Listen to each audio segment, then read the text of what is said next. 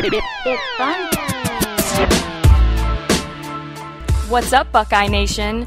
You're tuned in to the Buckeye Cast, coming at you loud and proud, bringing strong opinions and salty humor to Ohio State football. These fellas were born and bred in the Buckeye State, and their brand of banter is guaranteed to entertain and excite you. But if you're not a Buckeye, don't bother. Visit us at thebuckeyecast.com and follow us on Twitter, Instagram, Facebook, and YouTube at The Buckeye Cast to stay up to date on all things Ohio State football. And be sure to subscribe on iTunes, SoundCloud, or Stitcher.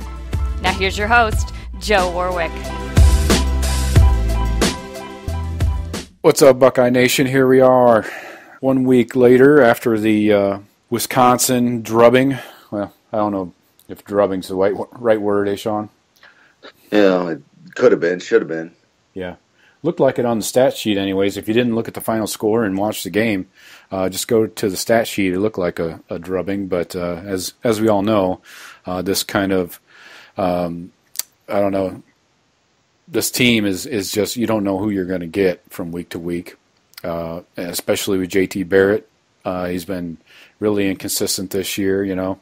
1 week he's saving the day and you know, throwing 100% of his completions in the fourth quarter and lighting up the scoreboard to beat Penn State.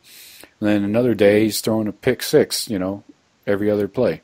Anyway, this team's been very weird, schizophrenic or something, I don't know. But anyways, thanks for joining us as always, Buckeye fans. We appreciate you. I would encourage you to go back and listen to our interviews. We did 2 interviews this season. Shawn, which one was your favorite between Harbaugh and Urban? Well, I just have to go with Urban because nothing would ever be my favorite about Harbaugh. Oh, okay. That makes sense. Yeah, that one was good, but I kind of like roasting Harbaugh. He deserves it, and he took it like a champ. So, anyway, I would encourage you Buckeye fans to go back and check our archives on whatever podcast service you use. And check out the interviews, one with Harbaugh before the Michigan game and one with Herb. I think it was a few weeks earlier, maybe a month earlier, something like that. But anyway, we're going to run through the Wisconsin game and the victory over them and the Big Ten championship game. We'll talk about the good and the bad. We got one Twitter question this week, and we're obviously going to unload on this college playoff committee. Got some serious issues with these fucking clowns. But let's get into this whiskey recap. We're not going to do any predictions for the bowl game yet. We're not going to set you up with any pregame hype for that since we got a couple weeks to go. We'll come out with another show probably that week, and we'll focus on USC and things like that. And then we'll probably do a recruiting podcast after the bowl game and recap the bowl game. So anyway, let's jump on this whiskey game for all the Big Ten marbles. Shawn, what was your big takeaway from the game? Well, I mean, hey, holla, Big Ten championship. That's good. Beat Michigan. Our ultimate goals were left, but you know, it was good to go in, beat Wisconsin. It's a good win, but it could have got ugly. I don't think it could have got as bad as a couple years ago. But, you know, we just kept shooting ourselves in the foot. You know, we throw a pick six to Van Ginkel to let them answer a touchdown. Then we have, you know, Van Ginkel causes the fumble. What yard line was that on? Yeah, that was going in. Inside the 5? It was frustrating, but again, it was a Big Ten win. I told everybody from the onset of that game, they were like, I said, this is not a good venue for Wisconsin. I'm like, Ohio State's athletes, the speed, and then boom, the long touchdowns, right. You know, from everybody. Or some weren't touchdowns because Dobbins is a total beast, but he either gets tired or he just lacks that. He ran out of some gas, didn't he? That one little extra step. It didn't look like that defender had the angle on him either, you know. Then he's like, oh, fuck, I'm not going to make it. It's a long way to go, though, man. Yeah, what was that, 80 plus? 70s, maybe 80. I don't know, but they were a couple long ones. But man, the kid's just so good. Our running backs are so good, and great game. Yeah, the future's bright in the backfield. You know, I don't know. Good game to watch, I guess, if you're a, because it kept them in it for an outside football fan. But for Buckeye fans, like, gosh, can you get out of your own damn way? Yeah, and some style points probably would have helped a lot in that college football playoff committee eyes. Do you think? I mean, that's a legit question. I don't know if it does or if it doesn't. But yeah, if you go out there and you blow them out, 45 to 10 again, has to help, right? Can't hurt you. Can't hurt you, but I mean, I guess we're going to get into that here shortly. Who knows? Right. So check this out. We were outscored in the second half of that fucking game. Do you believe that? That second half, I don't know, man. It seems like we can't put two halves together to make a full game. We either struggle in the first half or we struggle in the second half. We put up 6 fucking points. I think we had another missed field goal, though. 6 points in the second half combined. I don't get that, man. Usually we make the adjustments and, put our throats or put our feet on their neck and snap their necks, in the second half. If anything, we typically struggle in the first half. This game was just the opposite. We lit up the scoreboard with the big plays, like you mentioned. We were up 21-7 at one point in the second quarter, and 21-10 at the half. Things were looking good. I agree. Even with our missteps, I mean, they couldn't get anything going. Yeah. Would we hold their guy too? That was all world. Mm-hmm. Nobody runs on Ohio State. That's supposed to have these good backs this year. Not one of them. They had a total of 60 yards on 32 attempts as a team. That's not a good average, I'll tell you that. Yeah. While Dobbins is averaging 10 a carry. Right. Yeah. Yeah, they're averaging 2 yards a carry. Our running back's averaging 10. JT, just terrible game. The second pick, gosh. Yeah. Both those picks were horrendous. Again, it's a bad ball thrown by Barrett that caused that. So I mean, you want to say it's off that? What's his name? Was that ball? It's off Ball's hands. Right. Yeah. But he's behind him. Yeah, he's trying to get the ball. And how many deep balls did JT miss?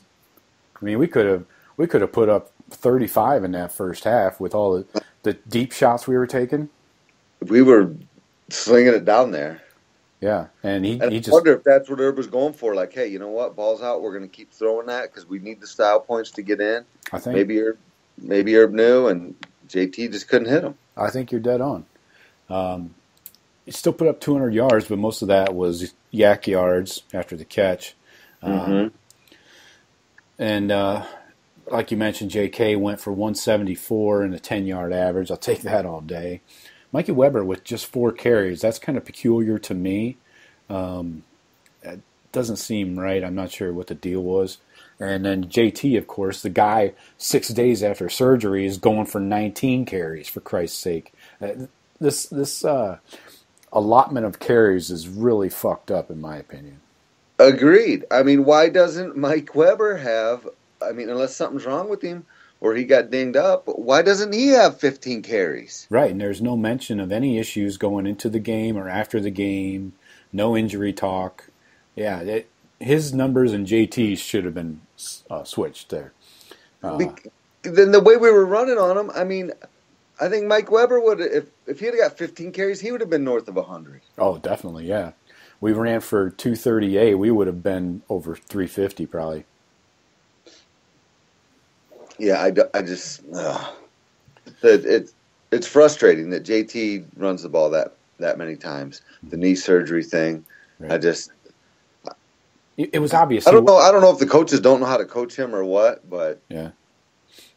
I think Herb sometimes just gets stuck on this. Oh, when you run the quarterback, it's an extra man advantage. Well, okay, that's fine, but I think our team can make up for that one man advantage that the other team might have if we just run Dobbins and Weber, and on normal run plays. Again, this fucking read option seems to be like the only thing we run. You know, if it's not a pass play, it's a fucking read option. And it's like, it's too much. I don't know. It almost makes me want to pull next year for Haskins to be the quarterback. And maybe he's already slotted, but yeah. I think Burrow probably executes the read option better.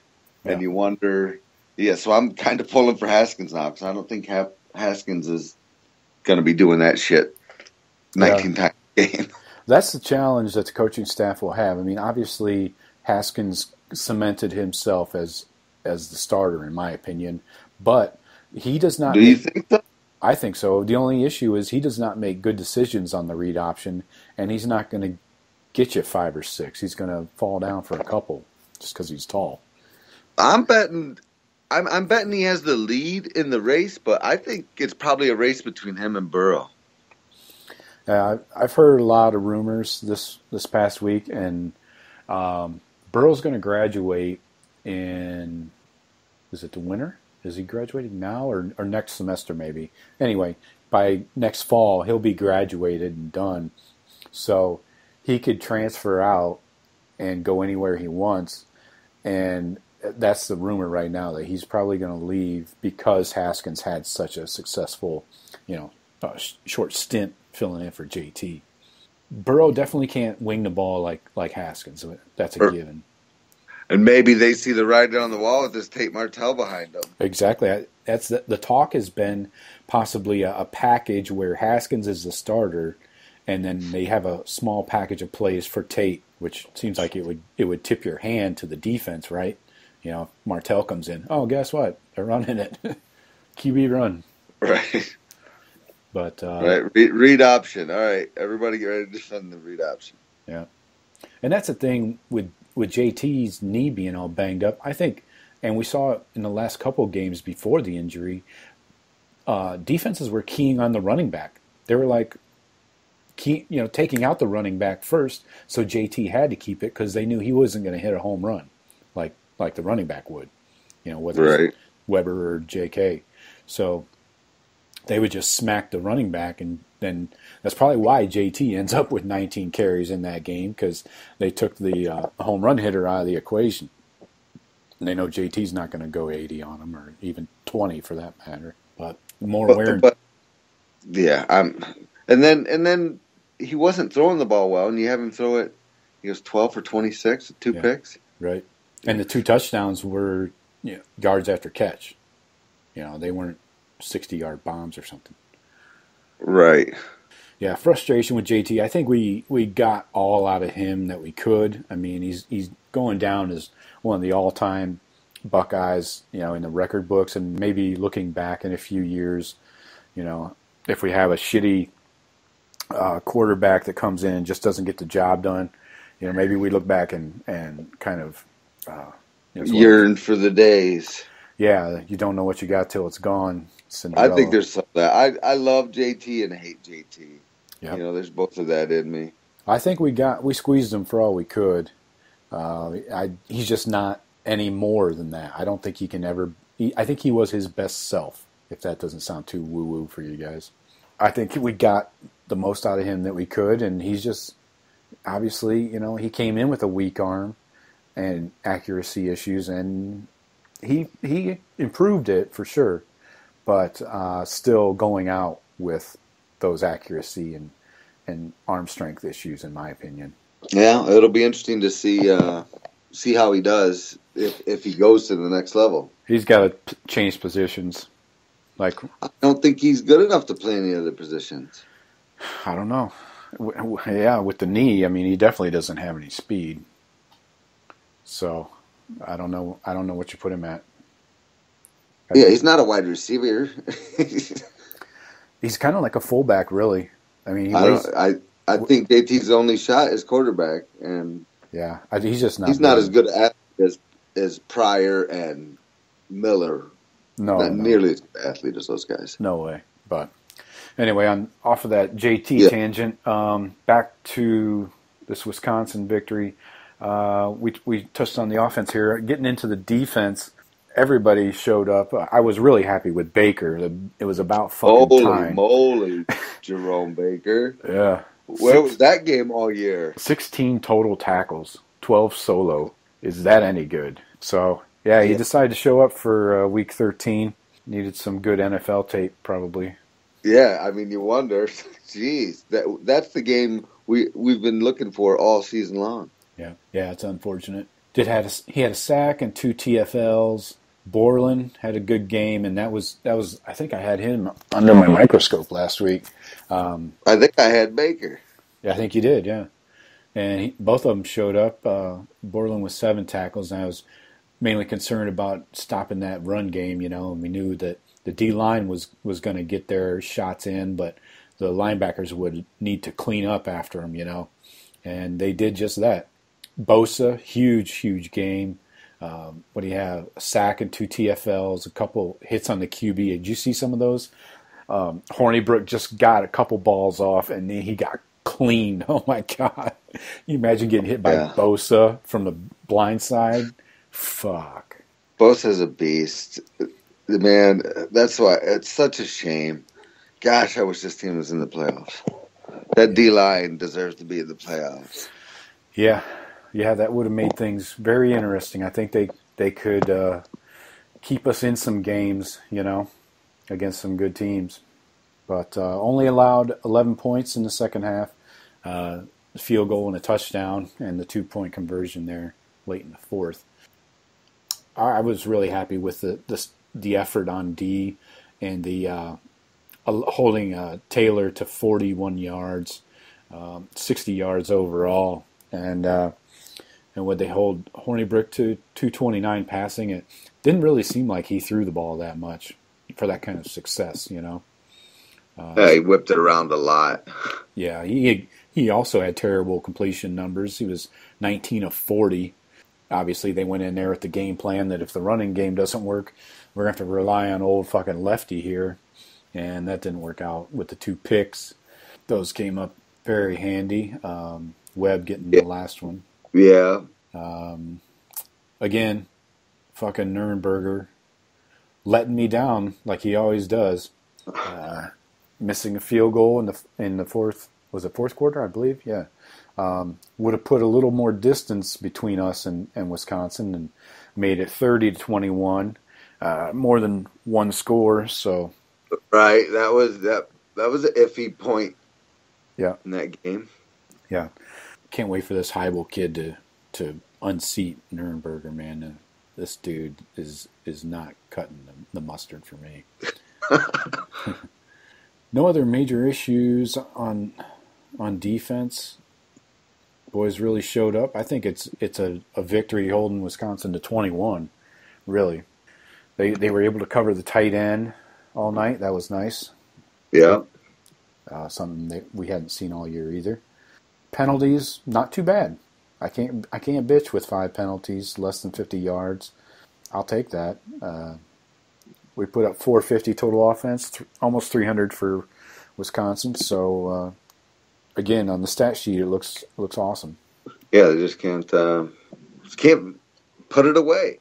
Yeah, they should have blown out Penn State, and then this team just runs so hot and cold. They're like bipolar, So moving on to the bowl game, I think we hammered the Wisconsin game home. At least we got a victory. A lot of players, come into the school and come into. Well, I think it's only Herb's second Big Ten championship, so I do like that about it. Yeah, exactly, and the players, a lot of the players haven't won a Big Ten championship in their time there, so it's good for them. At least it's some hardware, and hopefully they can gain some more hardware at the Cotton Bowl.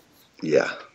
Looking forward, we'll get into the Cotton Bowl in coming weeks, but right now I think we want to get into some CFP playoff talk and these horseshit rankings. I've got a big problem with that cocksucker Kirby Hocutt. That guy is full of shit. He's just a big liar, the way I see it.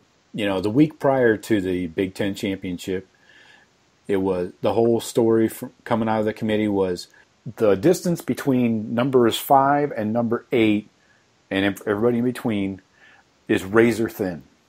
Yeah.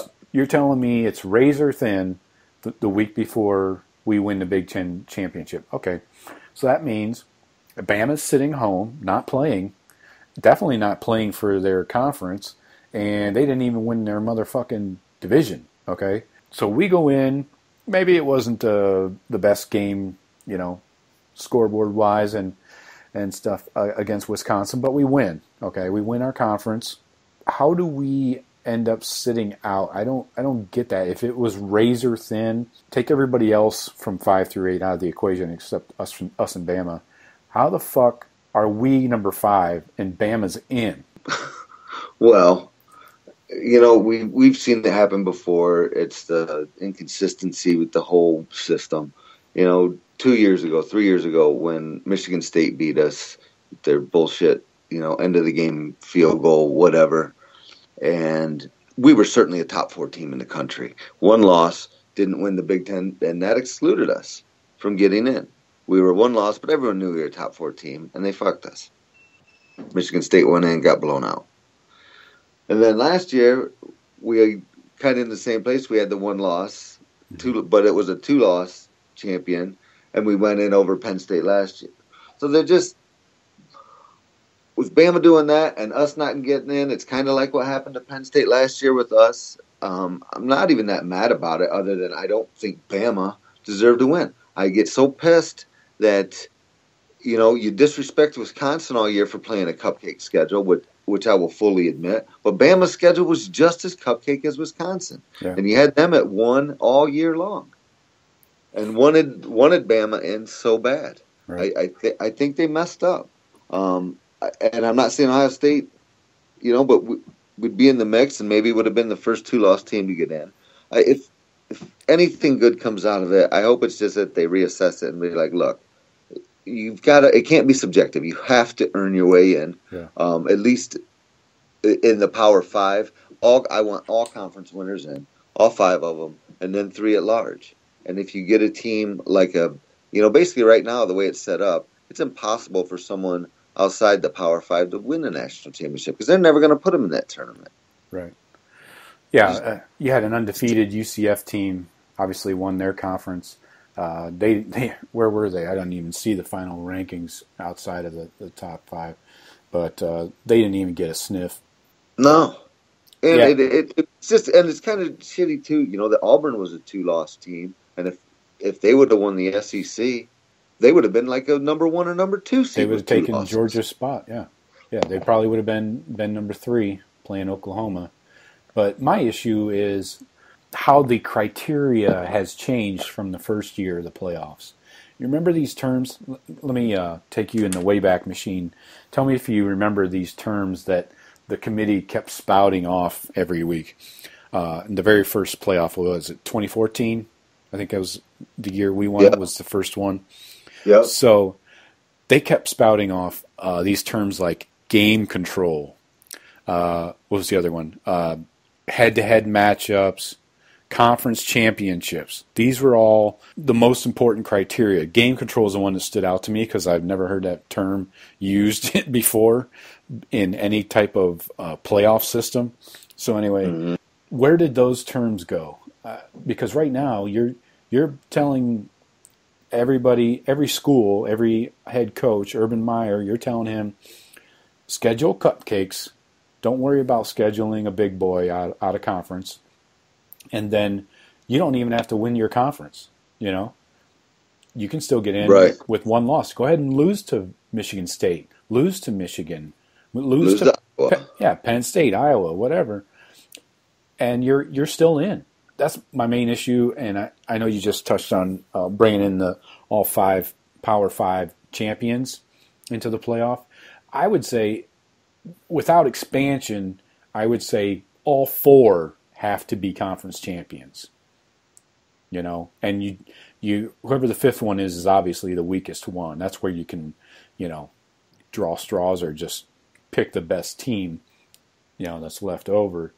I think you got to have a conference champion in there. Otherwise, what's the point? I thought that was important.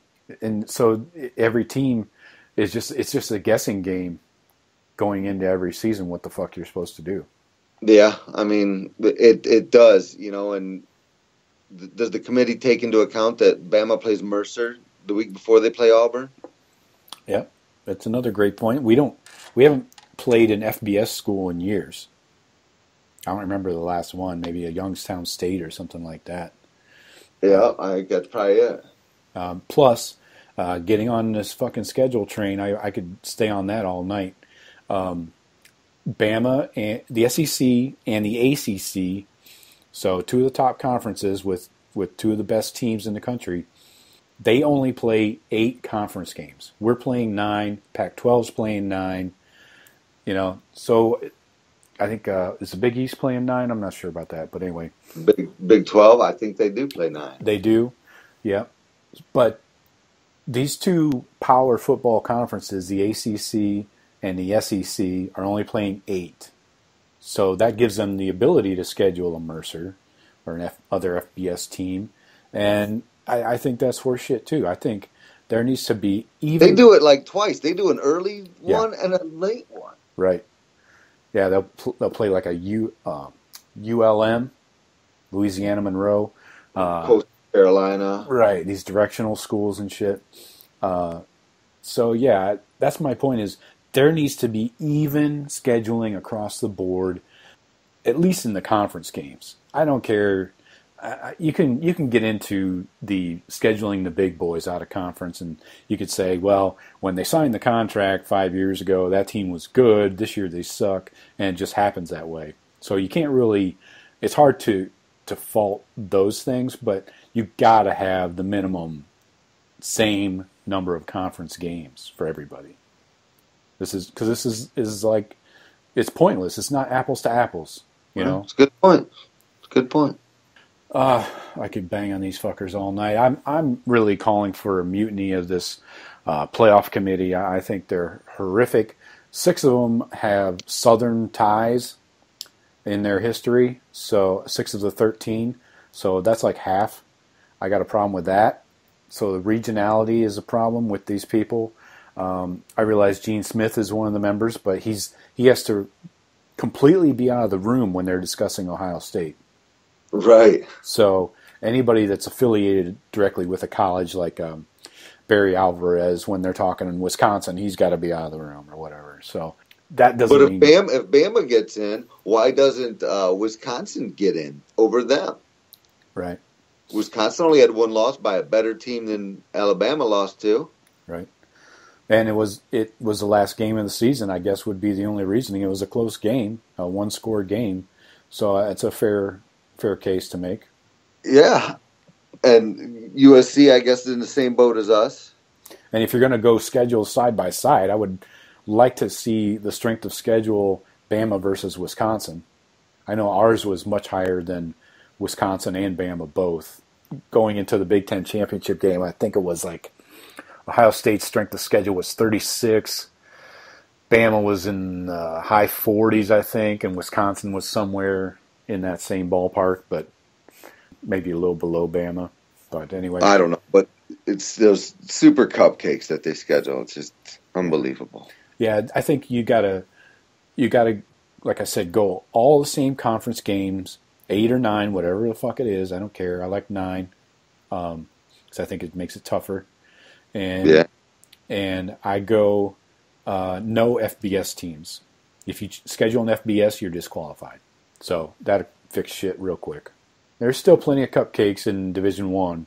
Yeah, that's my quick solution. The right solution's 8, and you take all 5 of the champs and then 3 at large, for like a UCF and a couple others. But to me, that's the way you got to do it. If you're gonna have Power 5 conferences, then they got to get in. What are they planning to win their conference for? Right, planning to get in. Yeah. I just I don't see how you keep conference champs out. That seems like, I don't know. My only concern with opening it up it's certainly a flawed system. It's still probably the best system we've had, though. I guess I would like to see less human interactivity in it. I would go back to the BCS system, remove the polls that were like what, 2/3 or a third? I think they were 2/3, right? You still there? Yeah, you got me? I lost you there for a minute. Okay. So I would consider going back to the old BCS system, take the top 4 teams instead of just the top 2. But from that formula, I would remove the polls entirely. I would just have, I think that the formula the computers used were like a bunch of different factors like strength of schedule, had some statistical stuff in there. I forget. I have to go back and dig it up. But I would go that route where there's no human affecting this process, you know. That's why I wouldn't want the polls involved, because remember the coaches' polls, they're done by a fucking assistant. Right. How's that going to affect 1/3 of the voting or 1/3 of the decision? That's fucking stupid. I don't even trust the media for the other third. I think it was like the media poll, one of them, like the AP was 1/3, the computers were 1/3, and then the coaches' poll was 1/3. That's fucking dumb. Yeah, I don't. The media was 1/3. Yeah, it was either the AP or one of those other ones. I forget what else. Might have been yeah, USA Today or something. That's the coaches' poll. But anyway. Well, then, and the reason I'm not that mad is, you know what? If you want to get in Ohio State, then don't lose to Iowa. Right. Yeah. I mean, that's the quick and easy answer, and I agree 100%. Or don't get blown out by Iowa, or don't schedule Oklahoma.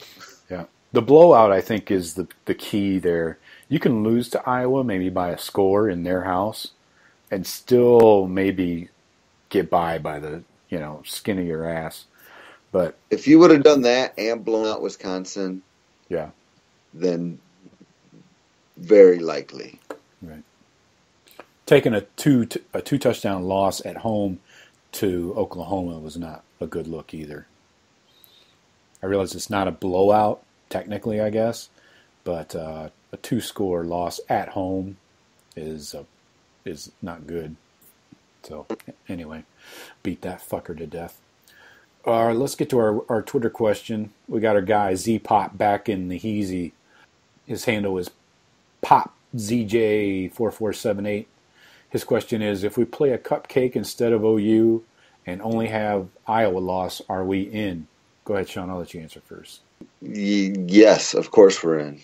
And, you know, I mean, I guess it depends on what kind of cupcake. If you play, you know, a team that's not D1 or whatever they're calling it now, maybe they leave you out because you did that, but it doesn't seem to hurt Alabama, so I don't know. In my mind, if you'd at least have to schedule a MAC level school in that slot, but that's virtually a cupcake. You know, but then you go through the season, you have this one aberration at Iowa, and then go on to win the Big Ten, beating Penn State, Wisconsin, Michigan State, Michigan on the way. I think we'd have been in. So, I mean, that's just, again, when you're an AD, you're not like, well, shit, what do I want the revenue from this huge game? It's going to generate, you know, like 10 million ratings, and I don't know if schools get paid on that. I don't know how all that works, but probably, you know, I think I just saw something that it was on 11 Warriors or what, like a bunch of the Buckeye games were like the top highest watched this year, and I think that Oklahoma Ohio State was one of them. Oh yeah, I think pretty much the top games were Oklahoma and Buckeyes, the Michigan game, and the playoff game or the championship game for the. I think the Penn State game might have been too. Oh yeah, that's right. I think those were all Fox games too, by the way. Pretty sure. At least I know 3 of them were. I'm not sure about the Penn State one. I agree with you 100%. Just to answer Z-Pop's question, yeah, we definitely get in because we would just have one loss in the season, and if we win the Big Ten championship, that's a guarantee. You know,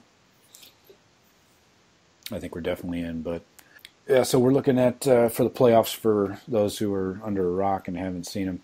We got January 1st at 5 p.m. on ESPN is number 3 Georgia versus number 2 Oklahoma in the Rose Bowl. So everybody's packing up their wagons and heading out west to California.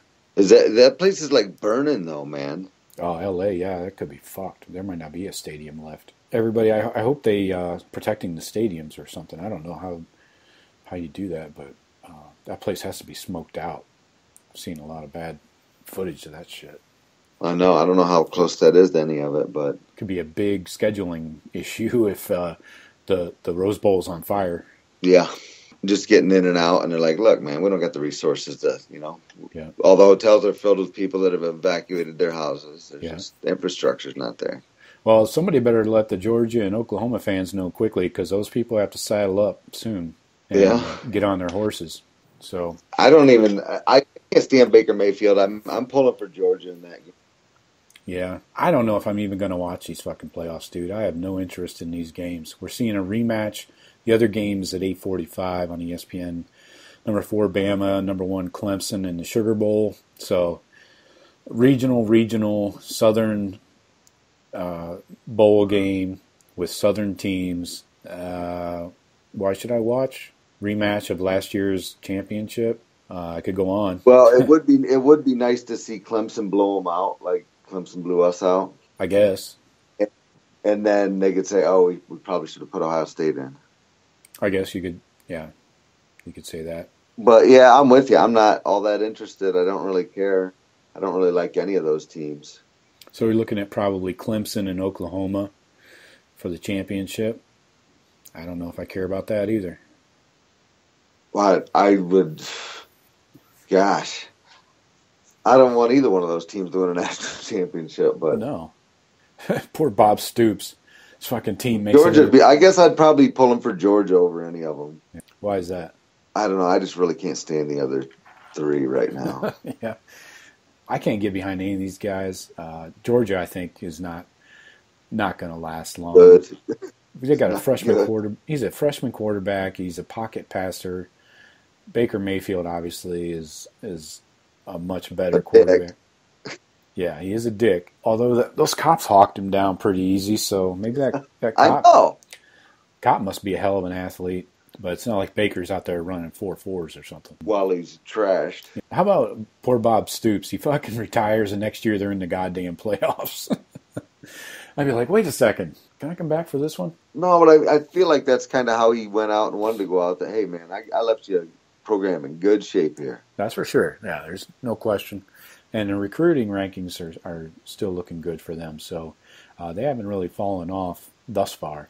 We'll see what happens once Baker Mayfield leaves and they have to replace a quarterback like that. That will be a challenge. That coach there, I think he's pretty good, though. Lincoln Riley, yeah. Yeah. But Baker Mayfield was a 4-year starter. So, yeah, this Bama-Clemson game I think is going to be a bloodbath. I think Bama's going to get killed. Unless they get all their linebackers back. They have like 3 or 4 injured right now. If they can get all of their linebackers back, and I'm not sure what the status is of their O-line. They had some injuries there as well. I think they were on like their third guard in one position or something. So if they can get guys healthy, that'll at least be a ball game, and you're giving Saban a month to get ready for it. Those are the 2 factors that I think Bama needs the most. Clemson, I'm not convinced of their quarterback. Again, like Georgia, I think that's their weak spot. Obviously, defense. Oh man, and Dabo's just been on fire lately. Yeah, he's got the hot hand right now. I think he's eventually odds have to play against him though, right? I mean, you can't keep going into a 14 playoff at the end of the season and keep skating through. So we'll see. I'd be shocked if a team ever went back-to-back in a playoff format like this. I think it's just too easy to get knocked off when you're playing, 2 top 4 teams back-to-back. Right. I think that's too hard, man. Especially with college kids. It's not the NFL. Anyway, anything else we need to cover on this show? No, I know we're going to do that recruiting later, but the Brenton Cox decommit I saw. Okay. That hurts, and hopefully we can get in late on some of these other kids. Yeah, the concern went with from cupboards full to cupboards not as deep. Right, especially at the Looks D good up end. front, though. We still got 3 really good D ends. Yeah, But but yeah, I would have thought we needed 2 or 3. We need 2 or 3 in the mix club. yeah, we need some depth there to keep that rotation going. Even if they're not all 5-star guys, I know everybody can't be a Bosa, but we definitely need to keep a rotation. And this negative recruiting against Larry Johnson is causing some serious problems. His fucking son, remember his son was a running back for the Chiefs? That dumb dick. I remember his son. He was out there tweeting about his dad retiring soon.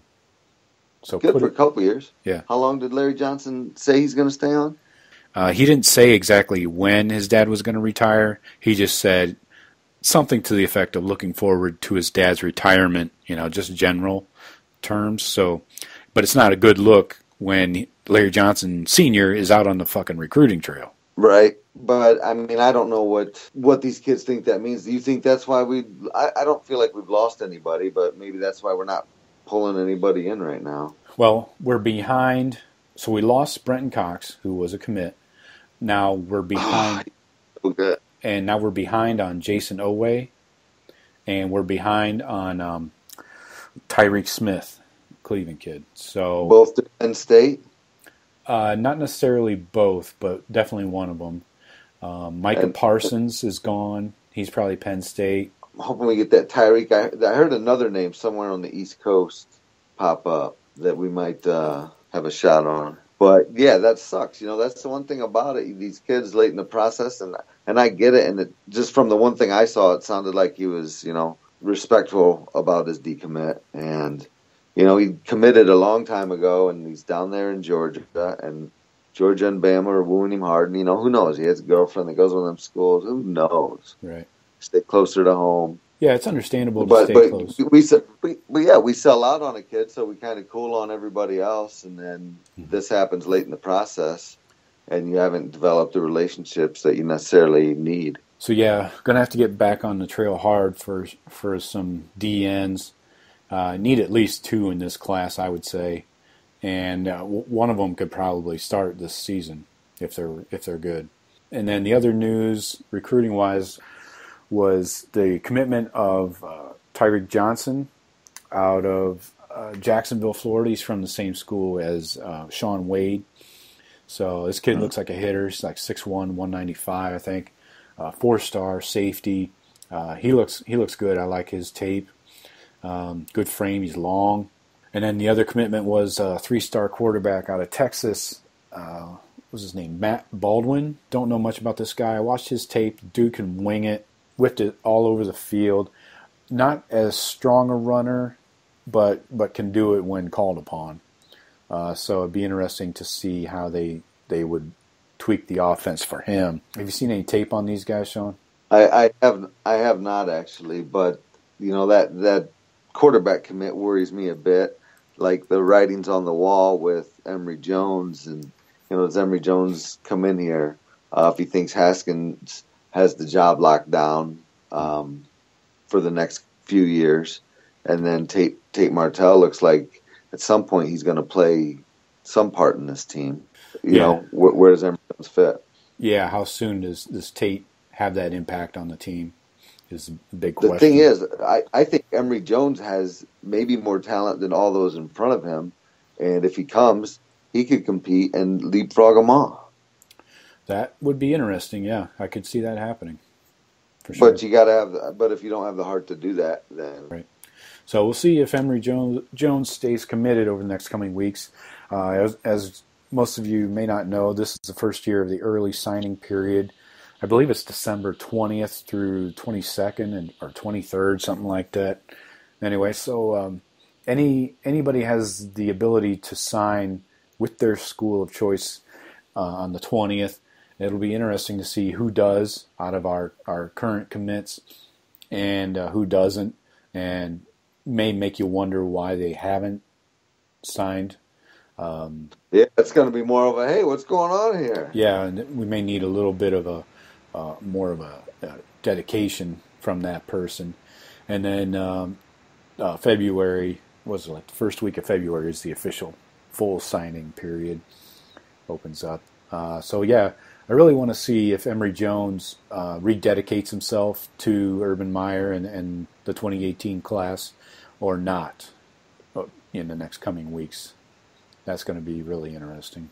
You have any inclination as to where he might be going? Jones? Yeah, you think he stays with the Buckeyes, or you think maybe he goes to Bama? We talked offline that Emory's been to Alabama's campus multiple times this fall. I would say like close to 5. Just like, and he's only been to Columbus once, so obviously Bama being close to home is probably more comfortable for him, whereas Columbus is a long drive or a short flight, however you want to look at it. But what's your inclination, Shawn? Well, I'd love to see him still come to Columbus because I'm not 100% sold on the Tate Martell experiment. Yeah. And if we've got nothing between him and this other 3-star coming in that, like you said, you don't know nothing about him. Yeah. Like to have a little better kid in the class, but you never know. This guy, you said you saw the tape on him. Maybe he's one of those guys that gets underrated. Mm-hmm. I could see him getting a 4th star at some point. He only played 1 year, only started at quarterback for this past year. So I think that's probably why he's so lowly rated. So I could see him, if he does well at the camps and all that shit, he won't be an early enrollee, so he'll be probably on the camp circuit throughout this coming year. And so I could see him getting a boost by, end of next year, next fall. But the Buckeyes still have number 1 class in the country, even with the addition of the 3-star hurting us a little bit, but still number 1 in the country. We'll see how long we can hang on to that and when and if Bama makes a run at it. I haven't seen much of their recruiting rankings, if it's changed or not. Tom Herman is getting boys too. Yeah, he's going to get Anthony Cook, looks like. That's the kid I wanted. Man, that was going to be a tough pull. I heard also there was going to be 3 kids from Ole Miss up here in Michigan visiting Ann Arbor. Yeah, Shea Patterson being the big headliner on that tour. The quarterback, I believe it was a 5-star coming out of high school. I heard a story. Did you hear the story about Harbaugh? No. He was down in Ole Miss, whatever fucking town that is, in BFE, Mississippi. He was at he was meeting recruits at like a Denny's or a Perkins or something, and buying them lunch or something to try and recruit them to Michigan after the penalties came down for Ole Miss from the NCAA. And the NCAA, by the way, ruled that all the players were able to transfer without losing a year of eligibility. So Shea Patterson could transfer to Michigan and start for them next fall. Oh, really? Yeah. So that's a big deal, especially for somebody that can't develop a quarterback, seemingly. Right. He needs to find the golden boy. Yeah, and say that he developed him, right? Not develop one. Yeah. Right. Interesting to see how that works out. Harbaugh, who knew? And they don't even lose a year? Right. That's the key because of the penalties. I like how... He's only been out for like 2 years, right? Right. I like how the players were getting paid money by the coaches. The NCAA penalizes the coaches and the school, but awards the players. Is that fucked up or what? NCAA is such... I know it's not, maybe not those specific players, but I wouldn't be surprised if Shea Patterson got a couple of $100 handshakes in his 2 years at Ole Miss. For sure. Yeah. Anyway. And he probably got a few more from Michigan alum. That Michigan money runs deep, man. Yeah, Harbaugh's slipping 20s in between his pancakes. Yeah, that's what's up on the recruiting front. Be interesting to see how things develop over the next few weeks. Especially Emory Jones is a guy I've got my microscope on. If we were doing microscopes, I want to see if any news comes out about him reaffirming his commitment to the Buckeyes, or if he's starting to flirt with Bama even more. I hear you. Mine's kind of on Larry Johnson in that saga, and does he come out and put it to the thing is, I think he needs to get in front of it. And it's either, not that you hold it to it, but look, my plan's to be here for another, 3 to 5 years or something like that. Or you know what? Yeah. Yeah, he has to do a little damage control with the current recruits, I'm sure. Anything else you want to cover today? Nope, I got to get ready to go do some hockey. Sounds like a good time. All right, fans, we appreciate you joining us for another episode. This was episode 38. Where does the time go? But yeah, good show. We hit you with a potpourri of stuff, a little bit of everything out of the kitchen sink. And we'll hit you up with another podcast the week before the game and get you ready for beating some Trojan ass. So anyway, hit us up on the BuckeyeCast.com, all social media at the BuckeyeCast, and we always have the latest games and podcasts up there on the BuckeyeCast.com. Anyway, thanks, Henry. Appreciate your time. Yes, sir. Have a good one. Stay warm and keep the flakes off you. All right, man. Peace, Buckeye Nation. See ya. It's fun time.